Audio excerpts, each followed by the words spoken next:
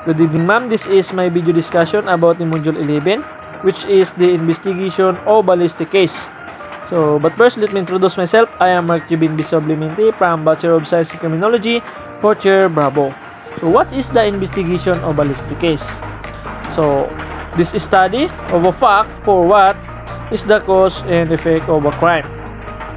It applied the preliminary investigation and procedure of investigations. What is the procedure at the crime scene? Step number 1. Step number 1, to follow upon the arrival any crime scene. It must be noted that the first priority upon the arrival at the scene of the crime is to save a life if possible. At present, when a crime is committed, it's become a practice for the officer in charge to call for SOCO assistance to ensure a more systematic approach in locating, then recognizing, packaging, preservation, and transmittal of physical evidence. The following are steps must be observed upon the arrival at the scene of a crime. It must be recorded the date of time of arrival, including the weather conditions, then such as if the information was obtaining through telephone calls, not accurately the time of call was received before leaving, and look for the living person immediately at the place, such as the witness, victim, suspect if possible. Then if an injured person is at the scene, arrange for a medical attention, then identifications and removal. The scene shall be disturbed only to the extent necessary to have a medical aid rendered to the injured or have a doctor examine a disease of a victim, which alteration shall be accurately recorded. It's but properly to take a photograph for recording purposes. Increase of the person who is conscious yet and danger of impending death. Be sure to ask him for once as to who committed the offense for a possible dying declaration. If a person survived, he or she statement will form part of the res gestae. If the offender is at the scene, apprehend him. If the scene is not fully protected, ensure the protections by using other policemen or other responsible person to keep witness, suspect, and victims who are present from disturbing the scene. Then the early action is taken to protect item of a possible evidentiary value that may be destroyed by the rain, fire, or other causes before collection can be effected. For example, the raincoat or pieces of a canvas may be used to cover compression on the ground that is exposed to rain, and then the item that will melt shall be shielded from the sun or other heat sources. The object such as the food and blood shall be covered to protect them from contamination. Also, the photograph shall be properly taken for recorded purposes. Then determine and record the name of the person at the crime scene who may be witnesses. Then the step number 2 is the recording. Then for the number 3 is the search of evidence. Then let us proceed for the method of crime scene. Number 1 is strip method. What is the strip method? Applicable when the shooting incident took place in a small closed area.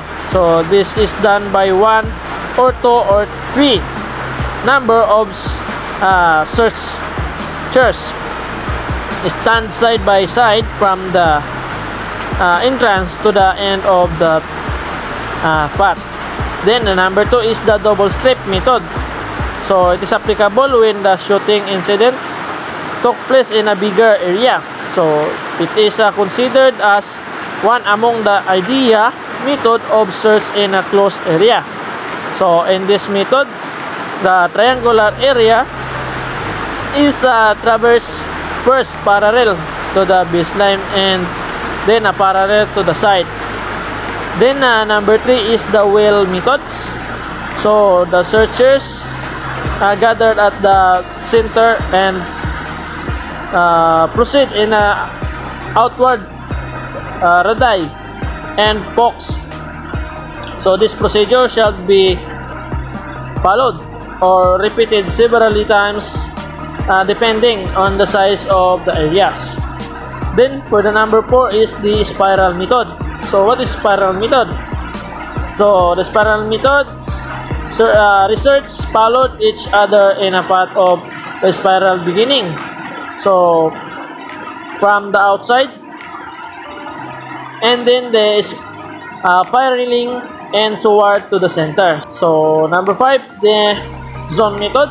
So if the incident took place in the bigger area, so this method can be used. The area is divided into zone.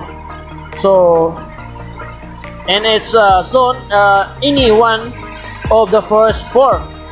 So method can be used. This method is very practical in an outdoor shooting incident or in a cases of running gun battles.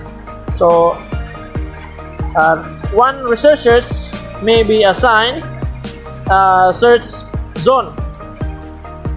Then let us proceed for the collection of evidence. So after careful search of a physical evidence properly collected is very essential to ensure that the evidentiary value of a physical evidence is protected and not destroyed either intentional or accidental or negligently, such as lethal weapon or a fatal weapon fired bullets.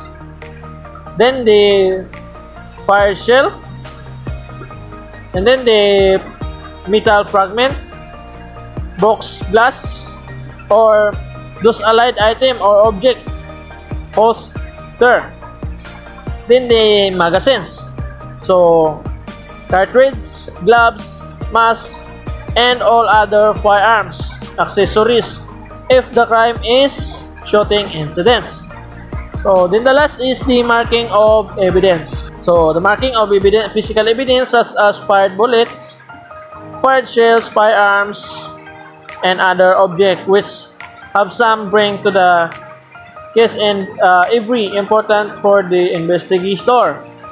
For essential identify different kind of evidence. Then the preservations of physical evidence. So what is the why preservation of physical evidence is so important? So physical evidence can be determined and identify of people associated with a crime. For examples, fingerprint, handwriting, or DNA might prove that the center person was present at the crime scene. So that will be used as evidence during a trial. Then the transmittal of a physical evidence, or what we call the chain of custody. So the chain of custody is the most critical process of evidence documentations. So it is a must to assure that the court of law that the evidence is authentic. It is the same evidence searched at the crime scenes. It was at all times in a custody of a person designated to handle it, and for which it was never uncounted.